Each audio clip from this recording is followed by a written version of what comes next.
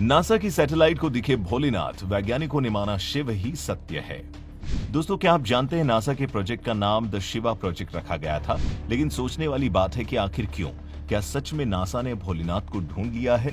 भोलेनाथ के अस्तित्व और विज्ञान के बीच हमेशा बहस छिड़ी रहती है। इसी के चलते नासा ने कई प्रोजेक्ट्स में काम किया जो कि हिंदू धर्म और शिव जी से जुड़े हैं। कहा जाता है कि इस दुनिया में दो तरह के लोग हैं, कुछ भोलेनाथ को एलियन कहते हैं तो कुछ दुनिया को चलाने वाला देव। वहीं जब जब नासा कोई भी मिशन करता है उससे पहले शिव जी की पूजा जरूर करता है। दरअसल शिव को ही सत्य माना जाता है, उनको वही वस्तु माना जाता है जिससे इस जीवन का निर्माण हुआ है। बता दें, नासा के लोग भगवान शिव को ही अपना पहला वैज्ञानिक मानते हैं। नासा ने एक स्टडी में बताया कि पहला डीएनए एक शिवलिंग से ही आया था।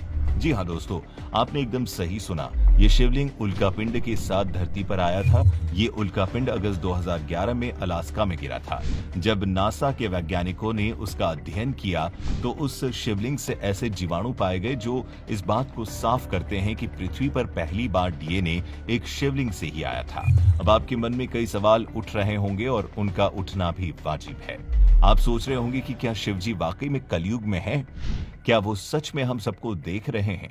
तो आपको बता दें, भोलेनाथ अनंत हैं। वो आज भी यहाँ मौजूद हैं और तो और नासा ने उनको कई बार देखा भी है।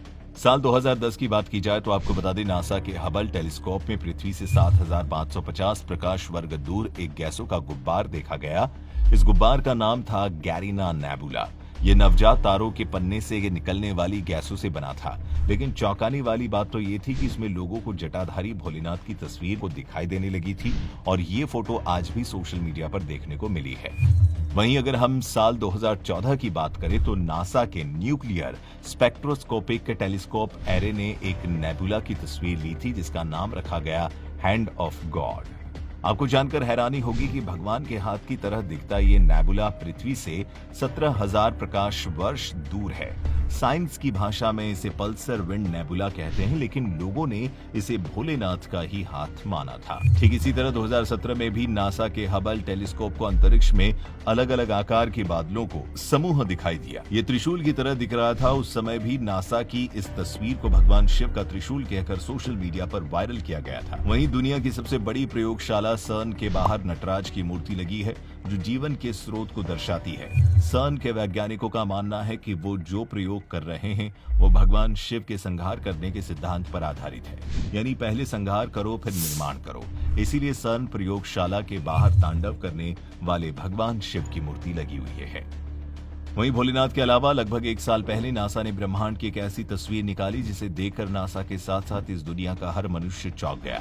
आपने बहुत से धार्मिक ग्रंथों में क्षीरोदक्षाई विष्णु की तस्वीर तो देखी ही होगी, जो कि कोई काल्पनिक तस्वीर नहीं है बल्कि वेद पुराणों को समझकर बनाई गई तस्वीर है। इसे ध्यान से देखिए और अब नासा द्वारा निकाली गई तस्वीर को भी देखिए जिसे नासा ने मिस्टिक माउंटेन का नाम दिया है।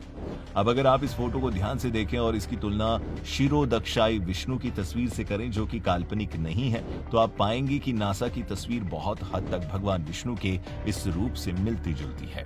इसका मतलब ये हुआ कि आप माने या न माने, इस दुनिया में हर चीज, यहाँ तक कि पूरी की पूरी दुनिया भगवान विष्णु के अंदर ही विद्यमान है। तो दोस्तों, आज की वीडियो में बस इतना ही। अगर आप भोलेनाथ के सच्चे भक्त हैं तो कमेंट पर हर हर महादेव जरूर लिखें।